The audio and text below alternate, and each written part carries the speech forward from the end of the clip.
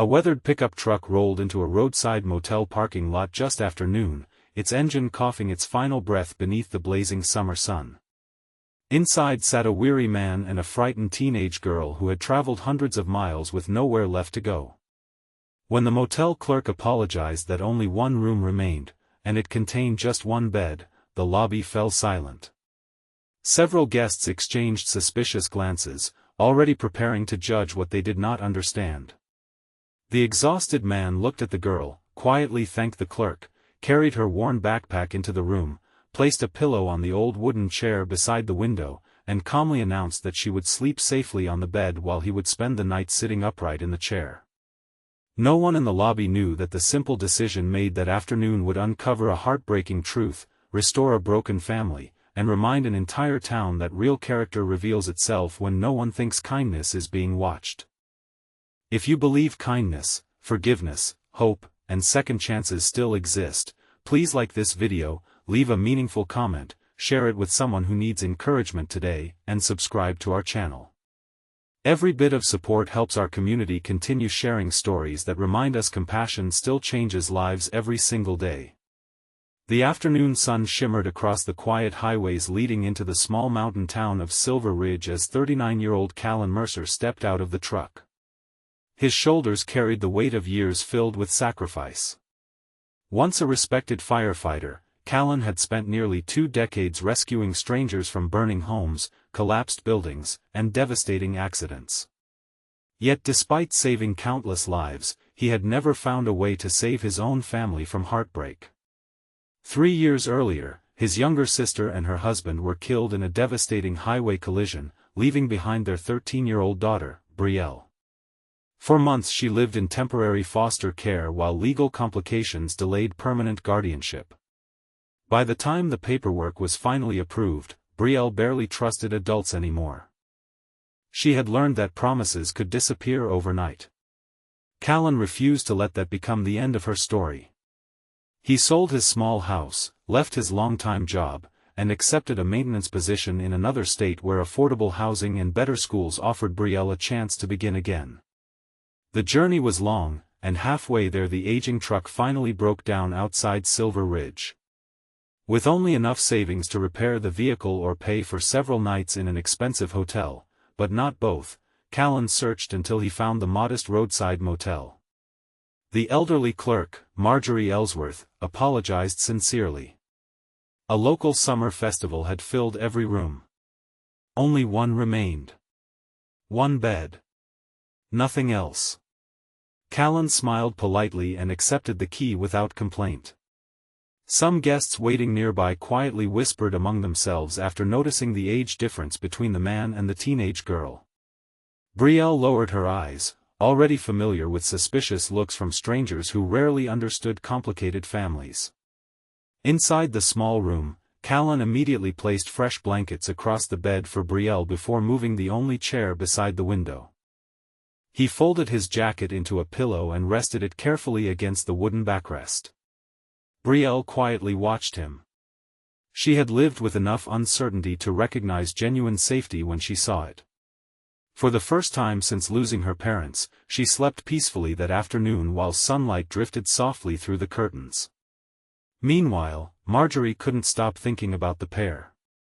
Something about Callan's quiet dignity reminded her of her late husband, who had always believed kindness required no audience. The next morning, while cleaning nearby rooms, she accidentally noticed the untouched bedspread on one side of the mattress and the neatly folded blanket beside the chair. She realized Callan truly had spent the entire night sitting upright.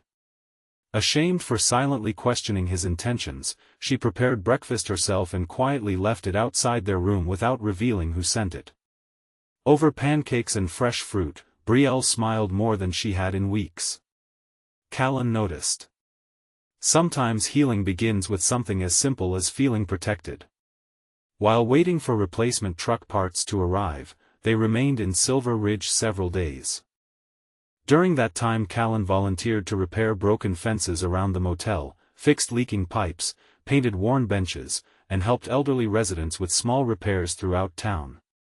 Whenever someone offered payment, he politely declined unless they insisted. He explained that staying busy helped him worry less. People slowly began noticing the quiet stranger whose actions always spoke louder than words. Brielle enrolled temporarily in the town's summer youth program while waiting to continue their journey. At first she avoided everyone. Gradually she joined painting classes, nature walks, and community gardening projects. One afternoon she laughed while helping younger children plant flowers. Callan watched from across the park. It was the first carefree laugh he had heard since the funeral. He quietly wiped away tears before anyone noticed. Then unexpected trouble arrived. A sudden brush fire ignited on the hills outside town after dry grass caught fire beneath intense afternoon heat. Strong winds quickly pushed flames toward several nearby homes. Volunteer firefighters rushed into action but struggled to evacuate elderly residents quickly enough. Without hesitation, Callan stepped forward. Old instincts returned immediately. He organized evacuation routes, identified dangerous wind shifts, and coordinated volunteers with calm confidence earned through years of experience. Working beside local crews, he helped guide dozens of families safely away from danger. Fortunately, firefighters contained the blaze before it reached the neighborhood. Not a single life was lost. News spread quickly. The quiet traveler staying in the roadside motel wasn't simply a mechanic or maintenance worker. He was a firefighter whose experience had protected an entire community. That afternoon, the mayor invited Callan to a public gathering beneath the bright blue sky to thank every volunteer. Standing before the crowd, Callan accepted no special praise. Instead, he pointed toward Brielle sitting beside Marjorie.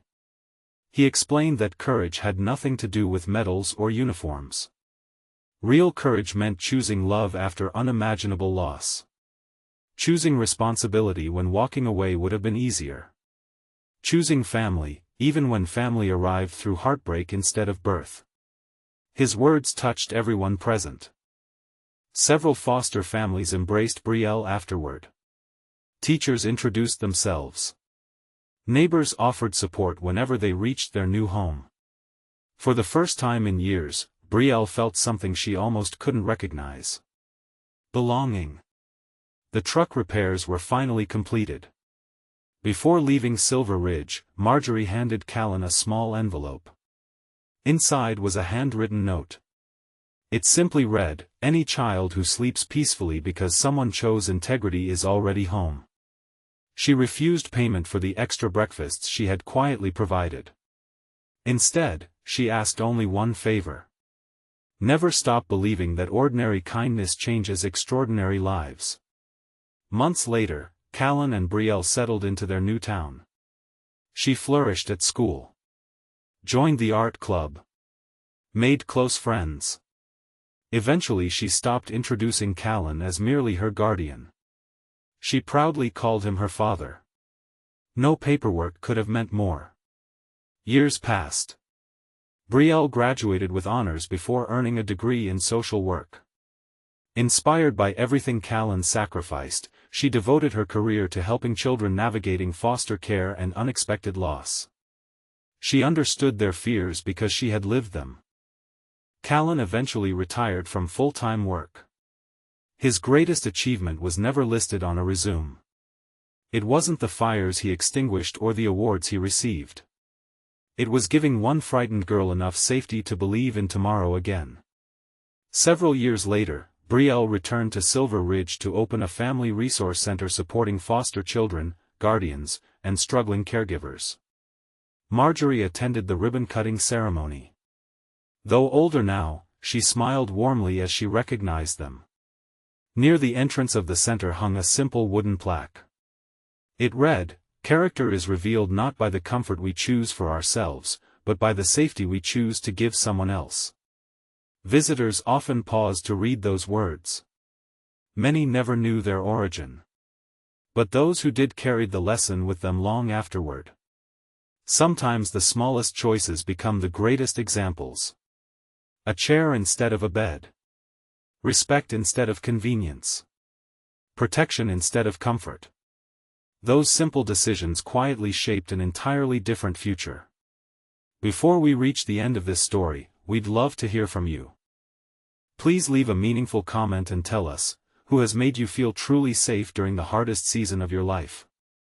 Your story may encourage someone who needs hope today. As another beautiful afternoon filled the Family Resource Center with children's laughter, colorful drawings, and hopeful conversations, Callan looked across the room at Brielle helping another frightened teenager begin again. He smiled. The long journey that began with a broken truck and a tiny motel room had led exactly where it was always meant to. If this story touched your heart, please like this video, leave a meaningful comment, share it with someone who needs hope today, and subscribe to our channel so you never miss another emotional journey. Together, our community can remind the world that true strength is found not in grand speeches or expensive gifts, but in everyday choices that protect another person's dignity, restore their hope, and prove that love is often shown in the quietest moments. Sometimes the greatest act of love isn't giving someone the best room, the biggest house, or the perfect future. Sometimes it's simply choosing the chair, so another person can finally rest without fear.